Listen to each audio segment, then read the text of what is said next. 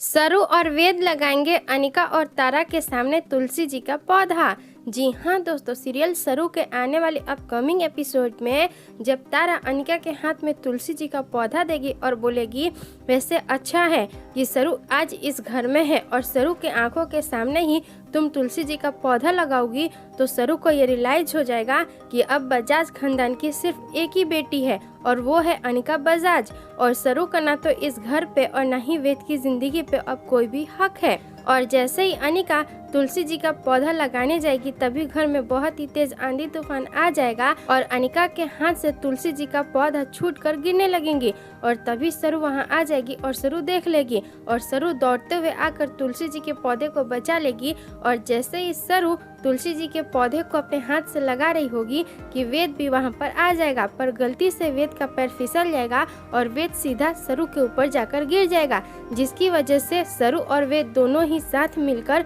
तुलसी जी को लगा देंगे और अनिका और तारा का मुंह खुला का खुला रह जाएगा और अनिका और तारा दोनों ही वेद और सरू को अपने सामने तुलसी जी का पौधा लगाते हुए देखते रह जाएंगी। और अनिका को वेद और सरू को साथ में देखकर बहुत ज़्यादा गुस्सा आएगा और तारा अनिका से भी ज़्यादा गुस्सा करेगी और तारा सरू पर गुस्सा करते बोलेगी तुम्हारी हिम्मत कैसे हुई इस घर की तुलसी जी को लगाने की? पंडित जी ने बोला था कि इस घर की बेटी को ही इस घर में तुलसी जी का पौधा लगाना है, तो तुम होती कौन हो तुलसी जी के पौधे को हाथ लगाने वाले? और तभी सरू तारा को रोकते हुए बोलेगी बस कीजिए तारा जी, अगर मैं आपके सवालों का जवाब नहीं दे रही हूँ तो इसका ये मतलब नहीं कि मैं गूंगी हूँ, मुझे जवाब देना आता है। और आप शायद भूल गई हूँ तो मैं आपको याद दिला दूँ कि इस घर की बड़ी बेटी हूँ मैं, सरस्वती बजाज, और ये हक ना तो मुझसे कोई छीन सकता है और ना ही आप मुझसे छीन सकती हैं, तो इसीलिए अगली बार ये मत भूलिएगा कि मैं इस घर की कौन हूँ। और तभी अन्नपूर्णा वहाँ आ जाएगी और अन्नपूर्णा